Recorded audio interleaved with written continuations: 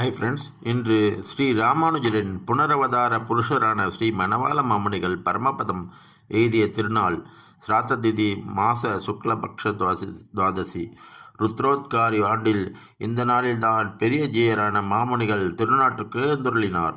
சூரியன் அஸ்தமனமானவாறே தம்முடைய கர்ம அனுஷ்டானங்களை செய்தொருளி திருவாய்மொழி பிள்ளை திருவடிகளே சரணம் வாயு உலகாசிரியன் என்று அனுசந்தித்து கொண்டு அணையிலே சாய்ந்துள்ள ஸ்ரீபாதத்து முதலிகள் எல்லாம் கைகூப்பி கொண்டு பிரம்மவல்லி பிருகுவல்லி சூவிசும்பனி உயில் அச்சிராதி ராமானுஜ நூற்றந்தாதி ஆகியவற்றை அனுசந்திப்பாராய் பெரிய ஆராவாரத்துடன் சொல்லுகிற அளவில் அங்கையல் பாய்வயல் தென்னரங்கன் ராமானுஜ நூற்றந்தாதி 108 பாசுரத்தை ஸ்ரீ வைஷ்ணவர்கள் அனுசந்திக்க கேட்டு தாமும் தம் திருக்கைகளை கூப்பி எம்பெருமானா திருவடிகளே சரணம் என்று அனுசந்தித்து கொண்டிருக்க ஆத்மாவானது சுஷும்னையாகிற நாடி வழி புறப்பட்டு சிற கபாலத்தை பேதித்து பிரம்மரந்தாத்ராலே ஜீய திருநாட்டுக்கு எழுந்தொள்ளினார்.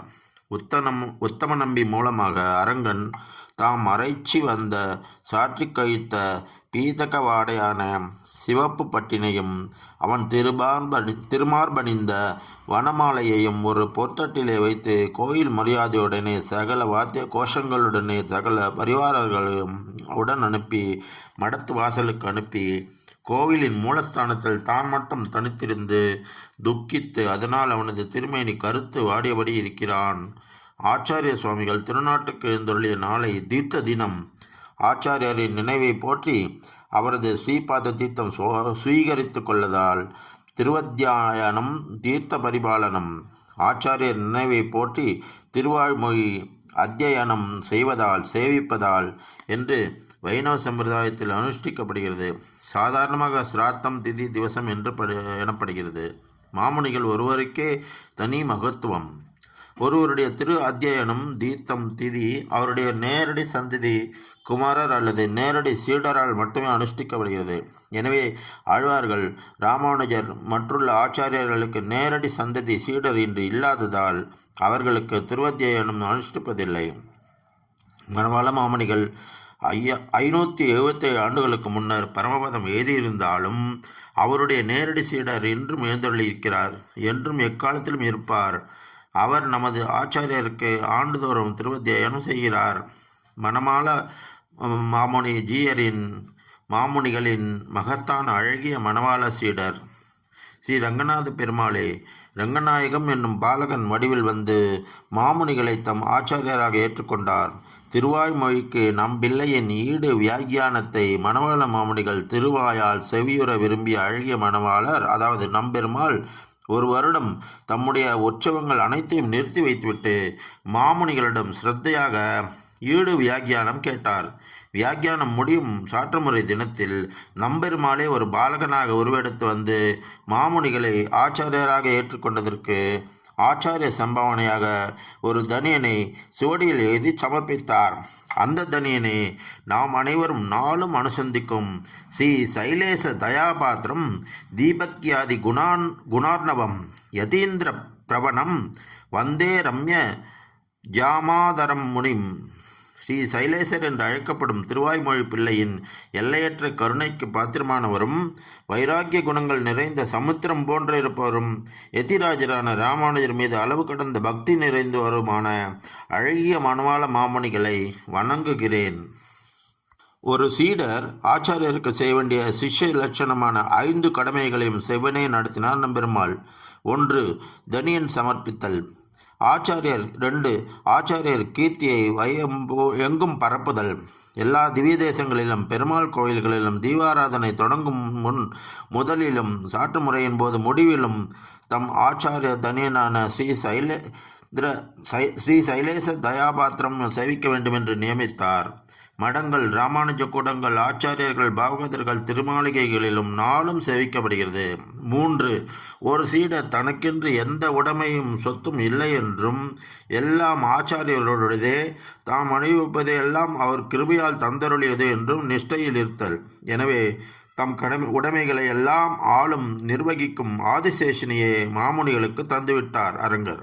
அதனால்தான் மாமுனிகள் எங்கும் எப்போதும் சேஷபீடத்திலே எழுந்தருளியிருக்கிறார்.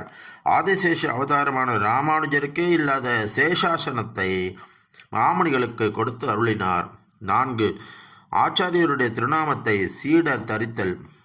நம்பெருமாளின் திருநாமம் அழகிய மணவாளன் என்பதே மாமுனிகளின் இயற்பெயர். அவர் சந்நியாசம் ஏற்றபோது சடகோபஜீயர் என்னும் நாமத்தை ஏற்க விரும்பினார். ஆனால் பெருமாள் நியமனத்தால் பழைய நாமத்தையே தொடர்ந்தார். அப்படி இருந்தால்தானே ஆச்சாரியர் திருநாமமும் பெருமாள் திருநாமமும் ஒன்றாக இருக்க முடியும். 5. ஆச்சாரியர் திருநட்சத்திரத்தையும் தீர்த்தத்தையும் சிறப்பாக அனுஷ்டித்தல். அரங்கர் இவ்விரண்டையும் இன்றளவும் செவ்வனே நடத்தி வருகிறார். 2 நாட்களிலும் பெருமாள் பிரசாதங்கள் உடுத்து கலந்த மாலைகள், பரிவட்டங்கள், சந்தனம் முதலியவற்றை மாமுனிகள் சன்னதிக்கு அனுப்பி வைக்கிறார். தீர்த்த நாளன்று அரங்கருக்கு திருவாராதனம் செய்யும் அர்ச்சகரே மாமுனிகளுக்கும் செய்கிறார். நம்பெருமாளுக்கு காலை நைவேத்தியம் இல்லை. மாமுனிகள் தளிகை அமுது செய்த பின்னரே இவருக்கு நைவேத்தியம். நம்போன்றே நம்பெருமாளும் காலை உபவாசம். இன்று பெருமாள் சுருளமுது வெற்றிலை கண்டருள்வதில்லை. ஸ்ரீரங்கம் மணவாள மாமுனிகள் சன்னதியில் நடைபெறும் திரு அத்தியன வைபவம். திரு அத்தியன நாளில் முதல் நாள் இரவு 7 மணி அளவில் திருவாய்மொழியில் முதல் 2 பத்துக்கள் 200 பாசுரங்களை பெரிய பெருமாள் அத்தியாவக கோஷ்டியினர் சேவிக்கின்றனர். மாமுனிகளுக்கு தோசை, வடை, சுண்டல் நைவேத்தியமாகி கோஷ்டிகளுக்கும் பக்தர்களுக்கும் விநியோகிக்கப்படுகிறது. இன்று காலை மீதமுள்ள 8 பத்துக்களும் 800 பாசுரங்கள் சேவிக்கப்படும். அரங்கரின் பிரசாதங்கள் மரியாதைகள் மாமுனிகளுக்கு சமர்ப்பிக்கப்படும். பிரசாதம் கோஷ்டிக்கு விநியோகமான பின் திருவாய்மொழி சாற்றுமுறை நடைபெறும். மாமுனிகளின் திருவடிகளான பொன்னடியாம் செங்கமலப் போதுகள் கோஷ்டியார் சிரசில் வைத்து அருளப்படும். பின்னர் அத்தியாபகர்கள் திருமலையாழ்வார் திருவாய்மொழி பிள்ளை மண்டபத்துக்கு கோவில் வளாகத்துக்குள் மாமுனிகள் சன்னதிக்கு பின்னால் உள்ளது. இங்கு எழுந்தருளிந்துதான் மாமுனிகள் காலட்சேபம் உபன்யாசம் செய்வார்.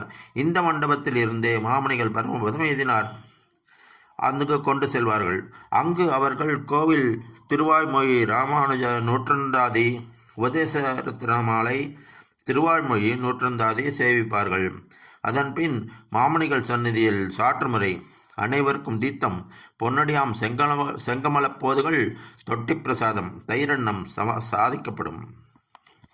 மாமுனிகளின் சரம திருமேனி வட திருக்காவேரி அதாவது கொள்ளிடக்கரை தவராசன் படுக்கையில் பள்ளிப்படுத்தப்பட்டது. கொள்ளிடம் திருமங்கை ஆழ்வார்படித்துறை சென்னை நெடுஞ்சாலை இணைக்கும் சாலையில் ரயில்வே கேட்டை ஒட்டி மேற்கில் இணைப்புச் சாலைக்கு தெற்கில் உள்ளது. ஆழ்வார் ஆச்சாரியர்கள் சரம திருமேனி பள்ளிப்படுத்தப்பட்ட இடம் திருவரசு என்று அழைக்கப்படுகிறது. இந்த நல்ல நாளில் மாமுனிகளையும் அவர்தம் உன்னத சீடர் ஸ்ரீ அழகிய மணவாள பெருமாளையும் நாம் பிரார்த்தித்துக் கொள்வோம். மாமுனிகளின் தீர்த்த நாளில் அவரது திருவரசிலும் திருமால் அடியார்களின் ஆராதனை நடைபெறுகிறது. பல 100 ஆண்டுகளுக்கு பின் 2017 மீண்டும் ஆராதனை தொடங்கியது.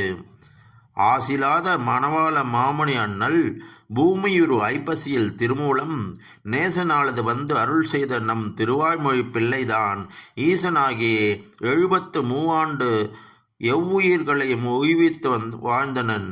மாசிமால் பக்க துவாதசி மாமணி மண்டபத்து எழுதினன் வாழியே. அடியார்கள் வாழ, அரங்க நகர் வாழ, சடகோபன் தந்தமிழ் நூல் வாழ, கடல் சூழ்ந்த மண்ணுலகம் வாழ, மணவாள மாமுனியே இன்னும் ஒரு 100 ஆண்டு இரும். இந்த கட்டுரை எழுதிய பார்த்தசாரதி ராமானுஜதாசன் என்பவருக்கு மிகவும் நன்றி.